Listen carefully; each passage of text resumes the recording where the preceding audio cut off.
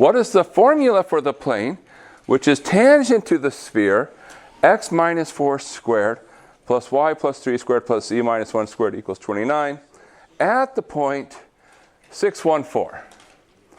So there is this point, 614. It is a point on the sphere. So I didn't make that up. That is a real point on the sphere. And the question is, hey, find the plane that is tangent. Now tangent means to touch. It touches at a single point. All right, so we have a couple of planes here, and you've had a couple of minutes to look at it. Do we have an answer? Do we have a guess? Oh, I see a hand up. B. You sure? Yes. Okay, you're right. You're right, it is B. All right. I spoiled it. I should have made you more nervous. B. Now you're probably like, wait, shouldn't it be one of C, D, E that has more options? This is one of those things they like to do. They know how people take multiple choice tests, and they use that against you. So don't be lured in. Make sure you think about things. All right, well, let's think about why the answer is B. But first off, let's try to see if we can't build up some intuition. Because it feels kind of like, oh, this sounds like a hard problem that we're going to have to do some sort of weird calculus stuff on. But maybe it's not. So the idea here is we have a sphere. So here's a sphere. And there's a point on the sphere. And what we're trying to find is the plane that just touches at that single point. So that plane which is just touching the sphere. All right, now 3 dimensions might be a little bit hard for us to grasp right away, but let's think about the 2-dimensional version of this, which is a circle, and I have a point, and I want to have something which is tangent. Okay, so if we just think down here, 2-dimensionally, what can we do?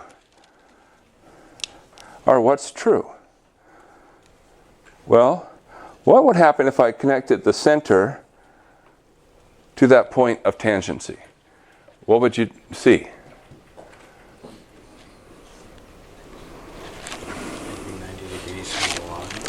A 90-degree angle. Not the wrong angle. You'd see the right angle. So there's this sort of notion of like closeness or optimality that's associated with being perpendicular. So we say, oh, idea. If I start at the center of the sphere and I find the vector out to that point, what's the relationship of that vector to that plane?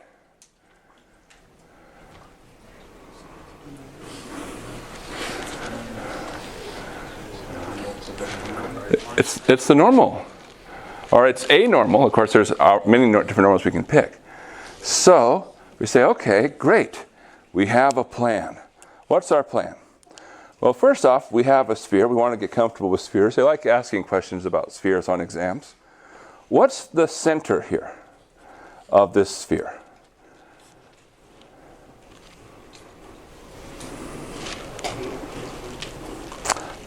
So it'll be 4, -3, 1. Remember, it's like x minus the x-coordinate of the center, y minus the y-coordinate, z minus the z-coordinate. And now I want to look at the vector that goes from here to 6, 1, 4. From the center out to that point of tangency. And all right, no worries. We say what? Well, look at the change. 4 to 6, change of 2. -3 to 1, change of 4. 1 to 4, change of 3. That's the vector. So here we have now found the normal to our plane. And that's the hard part. Once you have the normal to the plane, life is good. Life is wonderful. Because the normal gives you coefficients. 2x, 4y, 3z. And so we say, aha, it's not C, D, or E. It's one of A or B. But it doesn't give you everything. We're left with the question, what's in the box? What's in the box? What's in the box? So what goes here? How do we find this last piece? What do we do? What do we do? Plug in a point. Plug in a point. Now, which point do we plug in?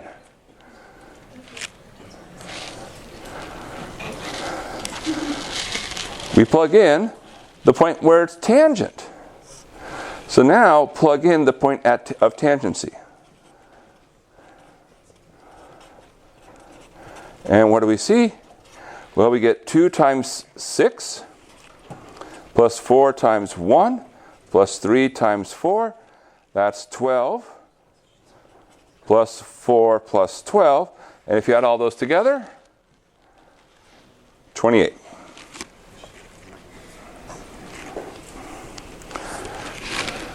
So, in some sense, a lot of our geometrical problems, and you will have geometrical problems on the exams, particularly exam 1 and the final.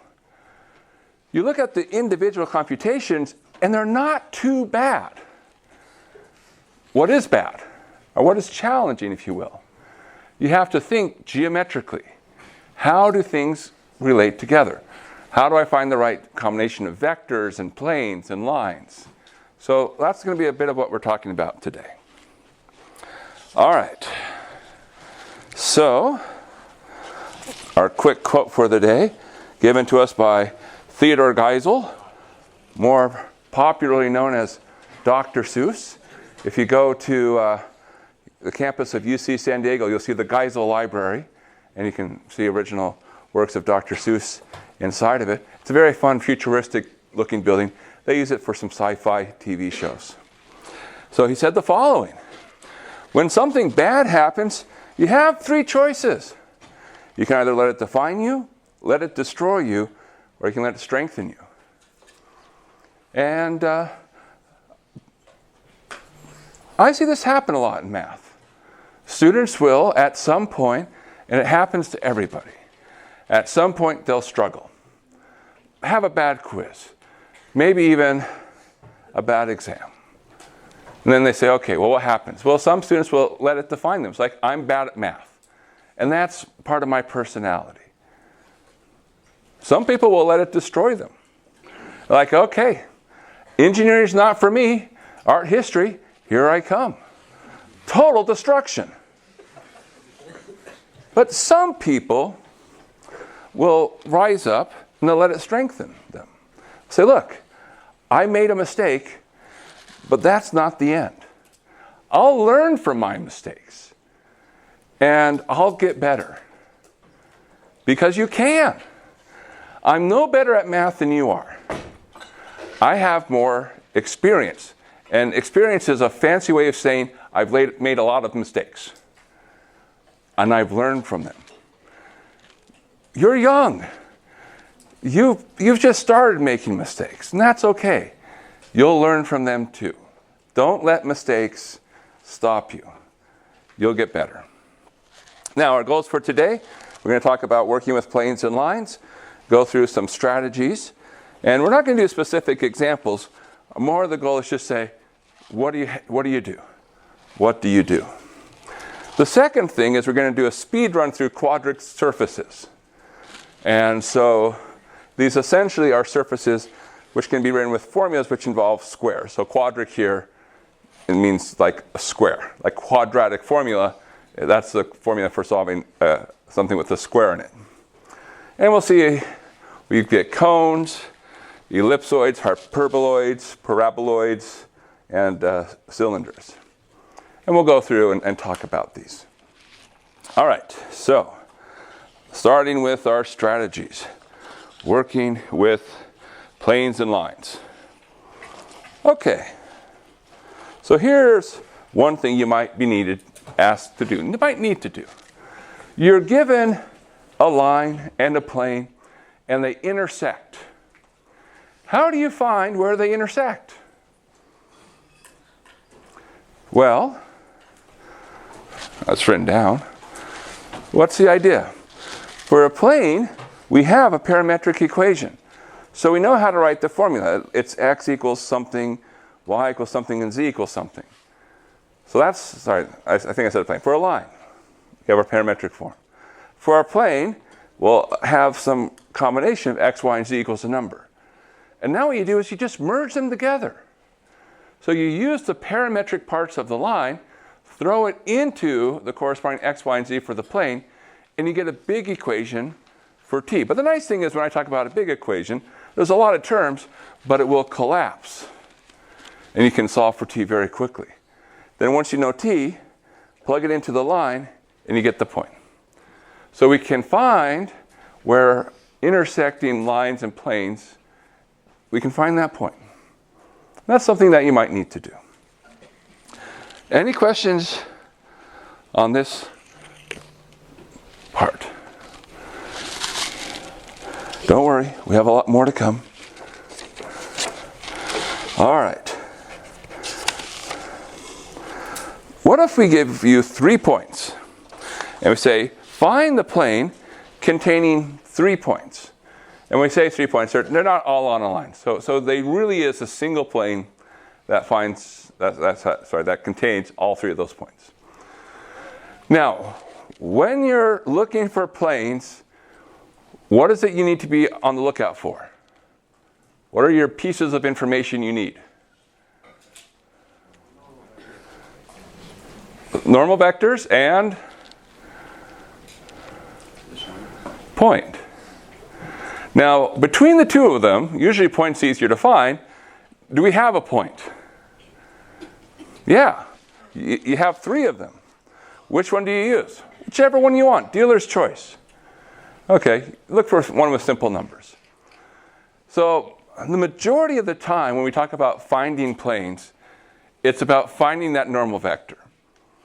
And our favorite way to find normal vectors, but not the only way, but our favorite way is to start saying cross product. Because normal vector is perpendicular to our plane. We say cross product is great at making perpendicular stuff. So let's make perpendicular things to the plane.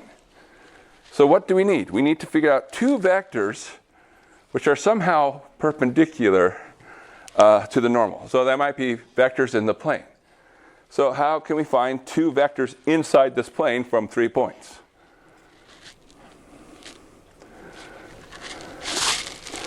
We make some vectors, right? Take the points, make some vectors. You have 2 vectors. They won't be parallel to each other. So when you take the cross product, you get something out. That's your normal. And now you're basically done. Because the normal gives you your coefficients for x, y, z. Plug in to get the last part. On a side note, there's this piece of advice. You can always scale your normal. So if your normal comes out and like everything has a factor of 7, it's just like, I'm going to pull that out. You're allowed to do that. The only thing we care about the normal is the directional aspect, not the length aspect. And before we leave this one, suppose we do our computation, we plug in a point, we get this side, but we're nervous. We're like, I don't know, I'm nervous. Is there a way to check your answer? So checking the dot product will check the normal. What else can you do? So when you found this value, you plugged in one of your points. You can plug in the other points. If you plug in all 3 points and it always works, you're guaranteed you got the answer. And you're like, I got the points. Yes! It's nice knowing you're getting points before you even have to leave the exam. All right. Well, what if instead of 3 points, we have a line and a point off the line? And we're asked, find the plane that contains the line and the point not on the line. Well, we have our point, no problems. Where do we get our vectors to take a cross product of?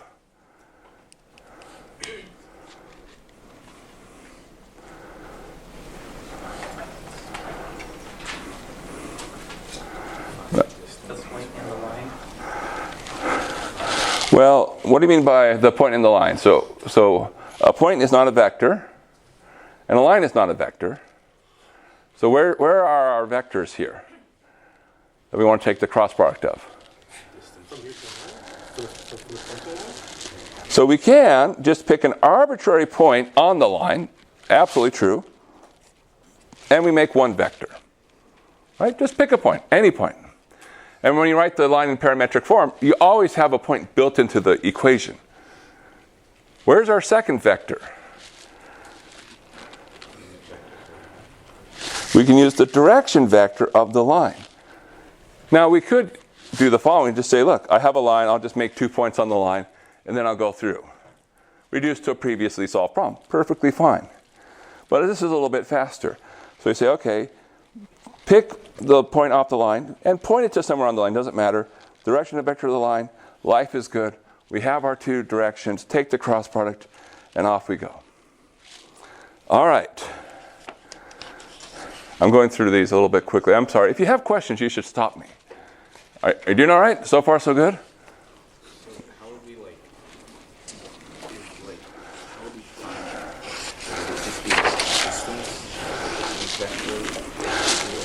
Well, this will be the direction vector of the line. I meant for that one. Well, if you think of a line, what does it look like? You have x equals x naught plus at, y equals y naught plus bt, z equals z naught plus ct. And so this part here is your direction vector, but then you say, aha, and this part here, that's a point, and there's the point that we need. So we just needed to get 2 points to make a vector.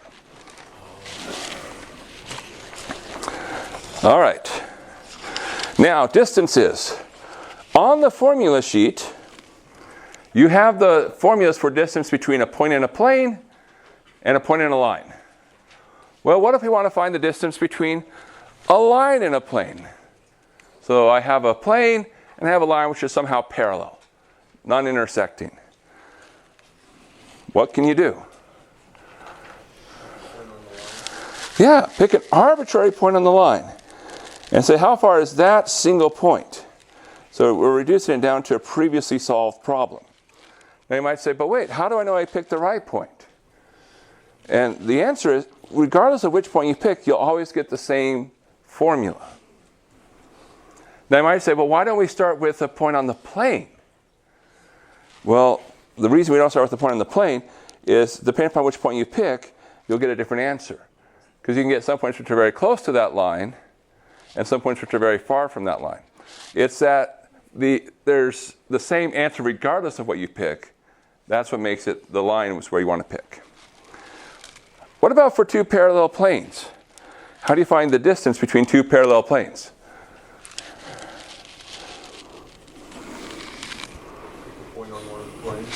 Pick a point on one of the planes, and then find the distance to the other.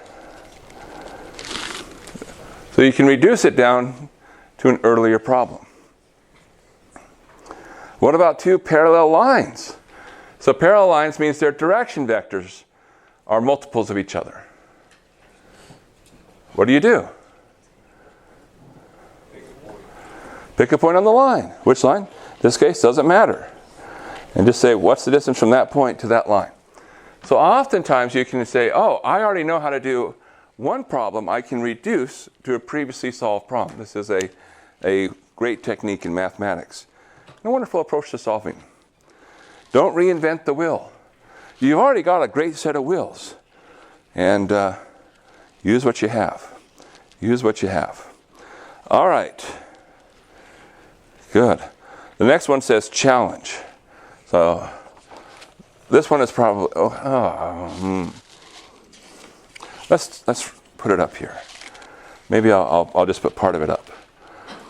Find the distance between two skew lines. Now, if you go to 2 dimensions, lines can only do 2 things. They can intersect or they're parallel. In 3 dimensions, they can do 3 things. They can intersect, they're parallel, or they're skew. So skew says they have different direction vectors, but They don't have to intersect. Can we find the distance between two skew lines? Do we have the technology? And I will say, this is non-trivial. This is probably above what you'd have to do on an exam. But it's good to know that it's possible. And I'll go ahead and say, you have the technology, but you have to think about what's going on.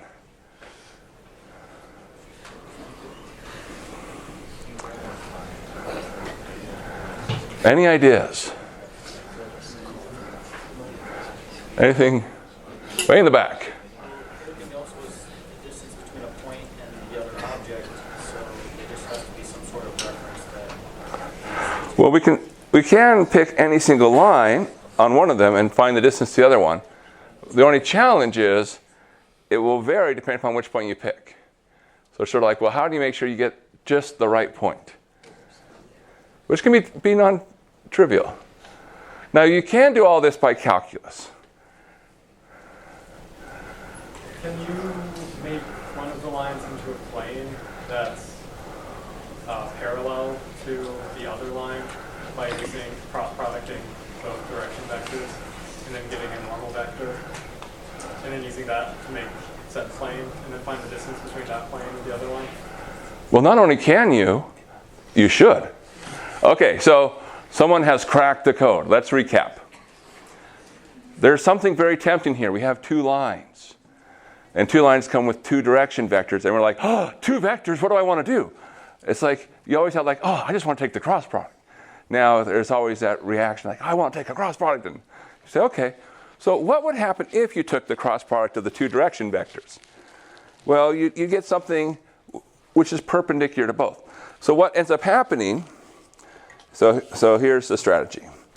So we want to reduce it to finding the distance between either a plane and a point or a plane and a line.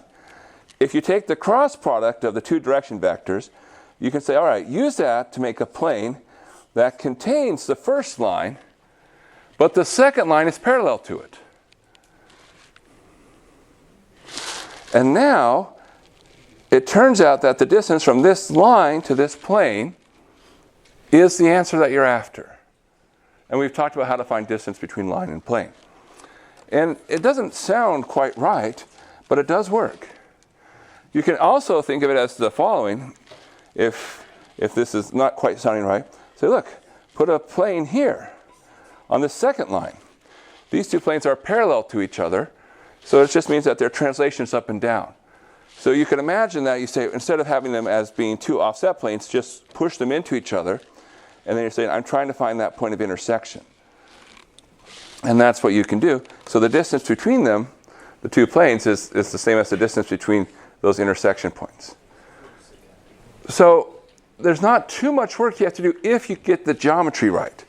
It's getting the geometry that's the fun part. All right. So, suppose you're asked the following. You're given a point and a plane. Find the point in the plane which is nearest to the point. Now, it's not finding the distance. That's the formula. I want to find the specific point. In other words, of all the points that are in this plane, there's one point right here. This point is somehow the smallest distance. That's what we're after. How can we find that smallest distance? Well, what should we have in our picture? If this is the smallest distance, what should be true?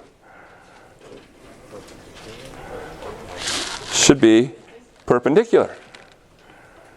And now we say, hey, let's just draw a line.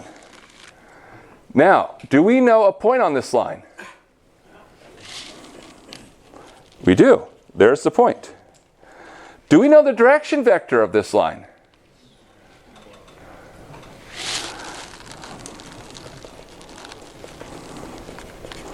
Yes, no, maybe? It's the normal vector of the plane. Why is it the normal vector for the plane? Because it's the perpendicular direction. We say, well, hey, if I know a point and I know the direction vector, I know the line. So now we have the line. we have the plane. What do? Find where a line and a plane intersect. We talked about how we can do that. You plug in the x, y, z for your line into the formula for the plane, solve for t, then plug that in to get the actual point. So you may be asked to do this. For instance, on your quiz, you might be asked to do this. All right, any questions on this one? How are we doing on time? We have a little bit of time left. We can do a few more before we switch to Quadric. All right, well, let's, instead of doing point and plane, let's do point and line. I give you a line, and I give you a point, not on the line. I say, okay, of all the points on this line, which one is nearest? So I want to find this point, the nearest point. Again, I'm not after a distance. I know how to find distance. I'm after a specific point. What can we do?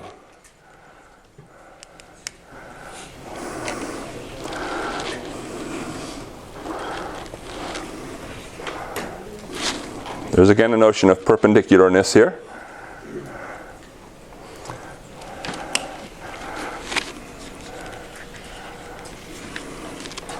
If only there was some directions. All right. So if you think back, here we said, oh, I want to find this nearest point. I'll make a line and find an intersection. So what can we do in this case? I want to find the nearest point. What can I make? I can make a plane. What do I need to make a plane? What two things do I need? Point. I have a point. What else do I need? Normal vector. What's something that's going to be perpendicular to this plane? The line. So the direction vector of the line is perpendicular to the plane.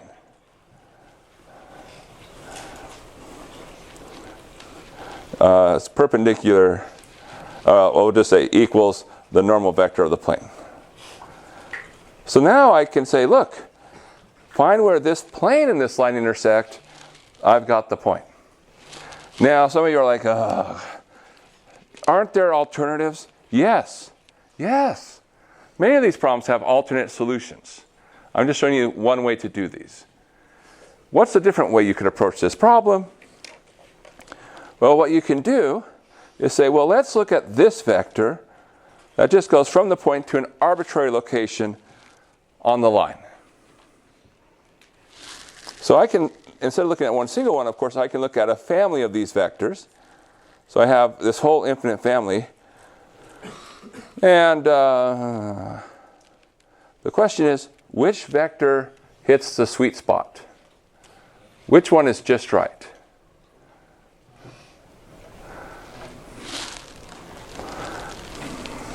So let's call this some vector. I'll call it V. Well, I'll call it double V, which looks like a lot like a W. What's true about the best vector? Yeah, the one that's just right is going to be perpendicular to the line. So you say, oh, I want to say there's some point where this vector is perpendicular to the direction vector of the line. Well, how do I find such a thing? When are two things perpendicular? Dot product. So if you take your double V dot the direction vector of the line, and you say, okay, set that equal to 0, lo and behold, you can solve for t. I'm omitting a lot of details, but I just want to say that there are other ways. I think one more. And this one is different from the rest when it comes to planes. Suppose you have two planes that intersect, two sheets of paper. If they intersect in a line. Okay, so far that's very believable. find the line. Now, what makes this problem different? Well, first off, let's talk about the normal vector. How do you find the normal vector? Not normal vector. Direction vector. We're talking about finding a line. How do you find the direction vector of the line? Because we need that direction vector. Because a line needs two pieces of information, a direction and a point. It has to be normal, perpendicular to both normal vectors? Because the line is in both planes, it does have to be perpendicular to both normal vectors. So I have a vector which is perpendicular to two other vectors. And I'm like, what? That's my favorite thing to have. Because once you have a vector that's perpendicular to two other vectors, what do? Cross product. So take the cross product of the normals, that gives you the direction vector. That's this part right here. So what makes this hard? How do you find points? So let me be a little bit more clear. We'll make some numbers up. Suppose I say, well, 2x plus y minus 3z equals 11 intersects with the plane 3x plus 2y plus 5z equals 17. Okay, and I ask, how do I find a point that works for both? What can you do? Well, I just have to find one xyz that works for both equations. And the thing that makes it hard is not that there's no solutions, is that there's tons of solutions. We're basically trained for I want the same number of equations and same number of unknowns. So this is going against our training. So how do we overcome this? Well, we say pick a value for x. R for y, R for z, doesn't matter. But pick a value. What do you want x to be? 0. You always go with 0. Why? Because 0 is a nice number. 0 is a friend. And say, okay, I'm going to just pick x equals 0. And then what happens is I get two equations and two unknowns. Now can we solve? Yes, this is our happy space. We love two equations, two unknowns. So now solve for y and z. So you get 0, and whatever y and z is, that makes this work. And that's how you can get a point. So this one is a little bit more challenging because it's like, well, how do you actually find the point? All right. So that's some of the highlights. Don't worry, there's always more things we can ask you. Focus on intuition. What do you need if you need a line? Direction vector and a point. What do you need if you need a plane? Normal vector and a point. How can you start extracting information from what you're given to get to where you're at? And you'll get better. All right. So in the last part, which we're going to go through, talking about quadric surfaces. So we're going to jump back to 2D for a moment, talk about conic sections. The name conic sections comes from saying, look at slices of cones. And this goes back to the Greeks because everything in math usually can trace back to the Greeks. And they said, we love cones. And depending upon how you slice a cone, you'll get different shapes. You might get an ellipse, or a parabola, or a hyperbola. Now, fast forward a few thousand years, and we started throwing variables in there, x's and y's, and it turned out that these conic sections are quadric curves in the sense that they involve things with degree 2. So an ellipse looks essentially like x squared plus y squared equals 1. The a squared and the b squared here are scaling factors. So basically, it's a circle. A parabola looks like x squared. Y equals x squared. The hyperbolas look like x squared minus y squared equals 1 or minus x squared plus y squared equals 1, depending upon which way you want to open. All right, so those are our conic sections. We said, okay, well, hey, that's 2D. Let's go to 3D. We'll call these quadric surfaces. And these are going to be things where there are formulas which involve degree 2, so squares. Why do we talk about these? Well, they're going to be convenient examples, but there will also be some of these which are going to be very important in understanding the behavior of surfaces more generally. So we'll get there. How do we understand these? Well, you can ask a computer to plot them, and it'll show you a great picture. It's one of the great things about computers these days. They're very good at drawing pictures. But if you don't have a computer, say, I don't know, you're taking a test, then what can you do? Look at slices. In other words, cross sections. If you watch medical shows, they'll send people and say, all right, go through like an MRI scan or a CAT scan. And what does that do? Well, it says we want to look on the inside, but we don't want to open the person up because it's very hard to put them back together again. So it looks at slices of what's going on. And then you can put all the slices together and you can understand the behavior. So these slices, we call them cross sections. What does it mean? It just says instead of, this formula that involves x, y, and z at the same time, pick a value for x, or pick a value for y, or pick a value for z, and look what's going on. So here, what we have is an upside down bowl, and if we pick one value for z, we see this ellipse. If we move up, we see a smaller ellipse. If we move even higher up, we might not even see anything. So by moving the cross sections, we'll see different images, and we can get an understanding of what's going on. All right. So we're going to put these up. In 10 minutes, we're going to run through our conic sections. And I will say, what do you need to be able to do with these for right now? You need to be able to identify them.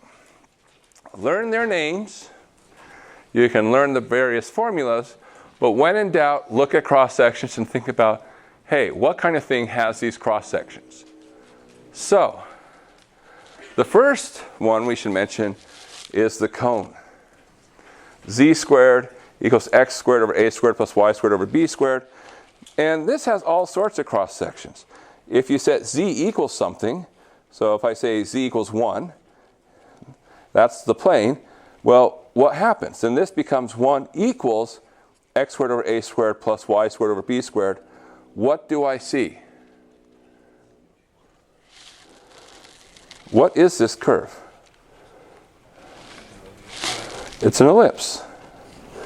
So that's what we mean when we say we see an ellipse.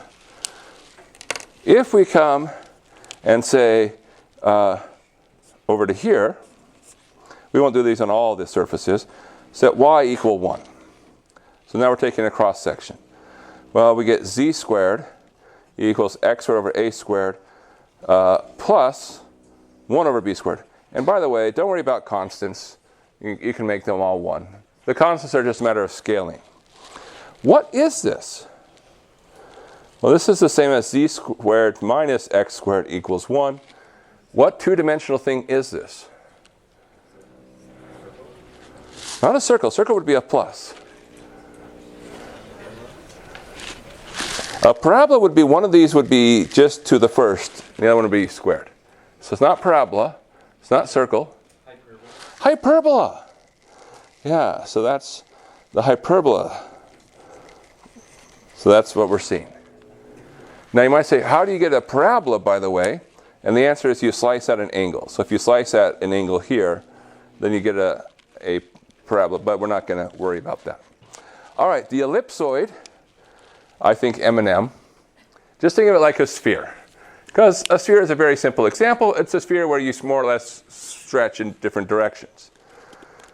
And you say, okay, what do cross sections look like? And by the way, this has basically x squared plus y squared plus z squared equals 1, if you just ignore the numbers. So the plus, plus, plus. If you're all positive, you're probably thinking ellipsoid. If you take a cross section, what do you see? You see an ellipse. That's why they call it an ellipsoid. The cross sections look like ellipses. And now, if you go far enough out and you take a cross section, what do you see? Nothing. Well, that's okay. We're not going to go that crazy. All right. So, next up, the hyperboloids. And there's 2 of them. The hyperboloid of one sheet and the hyperboloid of 2 sheets. Now, where do they get their names? Well, this is one big piece, and this is 2 pieces, and hence the name 1 sheet versus 2 sheets. And if you look back at the conic sections, you'll notice that you have these hyperbolas, and if you spin one of these hyperbolas, you get the 1 sheet picture. If you spin the other one, you get the 2 sheet picture. Now, don't overthink that, because you can go in different directions. But it's not surprising that we think of these being built off of hyperboloids. Well, what's the difference? If here we take a cross section in the xy plane, what will we see? Yeah, we'll see basically a circle. But if I take a cross section in either the xz plane or the yz plane, what will you see? You'll see hyperbolas. Now over here, if I take a cross section in the xy plane, what will you see? Nothing. Nothing. So if you can take a cross section and be like, hey, there's nothing there, but if I move in either direction, I'll hit the surface, that tells you you're a hyperboloid of 2 sheets. If you go higher up, what will you see? Yeah, you'll see a circle. If you take a cross section, xz plane or yz plane, what will you see? Hyperbola. So that's why we call these hyperboloids, because the majority of cross sections look like hyperbolas. In terms of the formulas, you'll notice here you get a plus plus minus equals 1. Here a minus minus plus equals 1. But again, you can just reason. When in doubt, just say, think of a few cross sections. If you take the cross section where z equals 0, cross section where x equals 0, cross section where y equals 0, and you just look at those 3 things, and you say, okay, did I miss anything? Yes or no?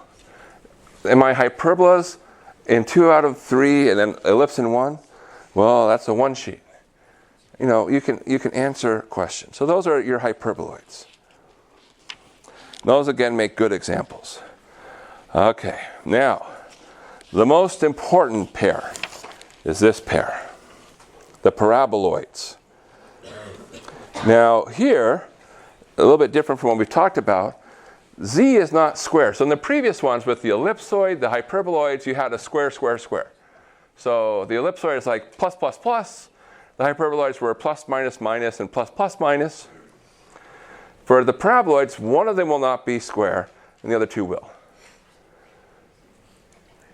So the first one is called the elliptic paraboloid. Well, what happens? If you move up a little bit and take a slice, z moved up a bit, what do you see? You see an ellipse. Now if you go down, you'll see nothing. But on the other hand, if you slice, say, perpendicular to the x-axis, so in the yz plane, what do you see? You see parabolas. Parabolas opening up one way, say up. If you slice the other way, again, parabolas opening up. So you see parabolas. And we say, okay, so there's lots of parabolas, but in addition to seeing cross sections which are parabolas, we see cross sections which are ellipses. So we call this an elliptic paraboloid. In the future, I'll usually call this a bowl, because it looks like a bowl. That's the clue. It's a very good clue. Now, a hyperbolic paraboloid looks very similar. What's the difference? Well, notice here, you have z equals plus plus, or it could be z equals minus minus. If they're the same sign, it's going to be a bowl. Plus plus goes up, minus minus goes down. If they're different signs, you're going to get a different shape. And this one, in some sense, is really interesting. Most of the other shapes we've talked about look like volumes of revolution. This one does not. It's not a volume of revolution. It doesn't have that beautiful symmetry. It doesn't mean it's not beautiful. It is beautiful, but what's going on? Well, if you say take a slice, and let's suppose we're here, so we set x equals 0.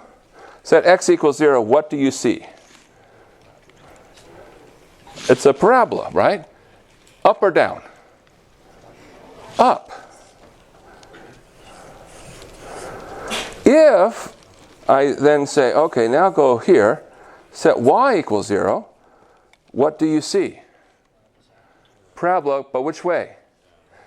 It's going down. So it's like in one direction it looks like a parabola going up. In the other direction it's a parabola going down. Now on the other hand, if I slice, say up here, what will I see? And the answer is I'll see this part, which is a hyperbola. So slices look like parabolas and hyperbolas. We call this a hyperbolic paraboloid. But that's the technical name.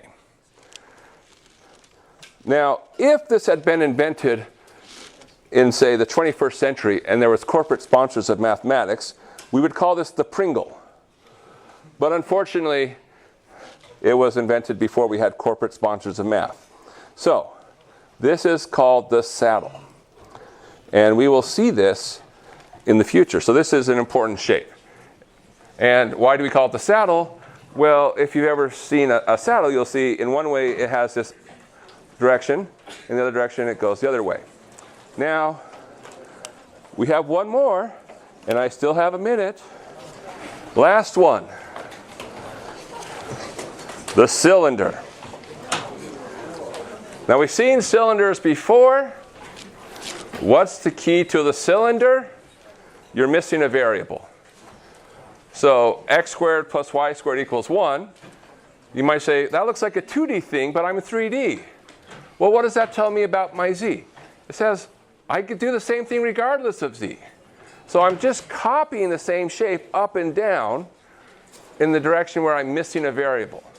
Now I can have other surfaces that, in other words, it doesn't just have to be a circle. And depending upon which book you read, they'll call those cylinders as well. But we'll mainly leave cylinders that look like cylinders.